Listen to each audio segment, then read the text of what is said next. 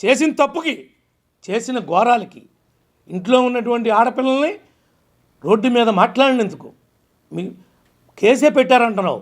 చట్టం ఒప్పుకోదు, డెమోక్రసీ సిస్టంలో ఉన్నాం కాబట్టి. కానీ వంశీగారి నాలికి ఎదరగా లాగి కోసేయాలిట, నాలిగిట్ట లాగి అక్కడ కోసేయాలి. అప్పుడు కానీ పనిష్మెంట్ సరిపోదు. ఒక్క కేసే అంటారేంటి? ఎలాంటి మాటలు మాట్లాడారు, ఎలాంటి అవహేళన చేశారు, ఎలా వికటంగా నవ్వుకున్నారు. ఆ అసెంబ్లీలో విజయం చూపించండి అయ్యా. ఎలా నవ్వుకున్నాడు జగను, వీళ్ళు మాట్లాడుతుంటే వాళ్ళు నవ్వుకున్నారు. ఈ మిగిలిన వాళ్ళందరూ కూడా మంది బలం ఉంది కదా అని పేటరేగిపోయి విచ్చలవిడిగా చేసి ఇవాళ ఏదో మాట్లాడుతున్నాడు. వీళ్ళందరూ మాట్లాడుతున్నారు. జగన్ ఎందుకు పోయాడు బెంగళూరు? వంశీ దగ్గరికి రావచ్చుగా, జైలుకి వెళ్ళొచ్చుగా. ఒక దాంట్లో పుట్టి ఇంకో దాంట్లోకి వచ్చాడు కదా వాడు. నీ గూడికిం చేశాడు కదా, నువ్వు తిట్టించావు కదా వాడితో. ఇవాళ వాడు జైలుకి వెళ్ళాడంటే కారణం ఎవడో? జగనే. జగన్ డైరెక్షన్తోనే తిట్టాడు, జగనే ప్రోత్సహించాడు. ఇవాళ పనిష్మెంట్ అనుభవిస్తుంది ఎవడు?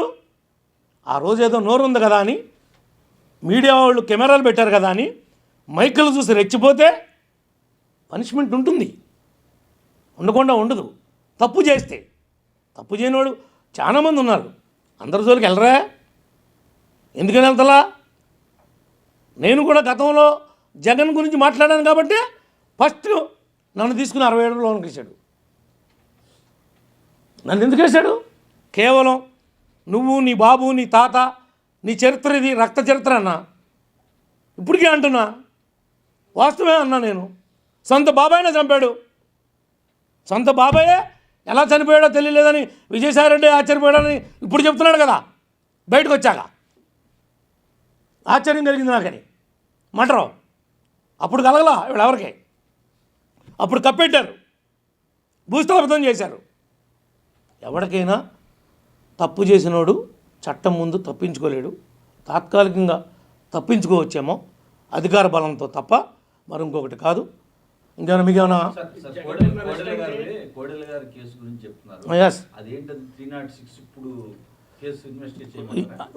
నేను తప్పనిసరిగా కంప్లైంట్ ఇస్తాను. దీనికి కారణం ఆ రోజున ఈ అంబటి రాంబాబు, ఈ జగన్మోహన్ రెడ్డి, అప్పుడున్నటువంటి అధికారులే బాధ్యత వహించాలి. ఆయన మాజీ హోమ్ మినిస్టరు, స్పీకర్ చేశాడు, గౌరవప్రదమైనటువంటి పదవులు చేశాడు, ఇంకా వేరే శాఖలు కూడా చేశాడు. అలాంటి వ్యక్తి పల్నాడులో పుల్లాగా బతికినటువంటి వ్యక్తిని ఎదవ సోఫాలేంటి, టీపాయిలేంటి, కుర్చీలేంటయా అంటే బతికేంతయ్యా? 1000 సెట్లు కావాలంటే కొనిస్తా. కోడలు తెచ్చుకోగలరా?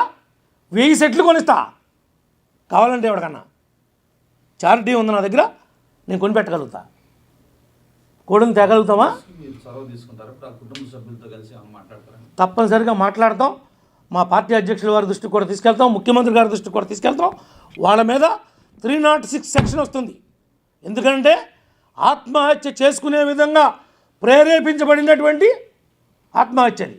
ఆయన ఆత్మహత్య చేసుకుంటానికి కారణం గత పాలకులు.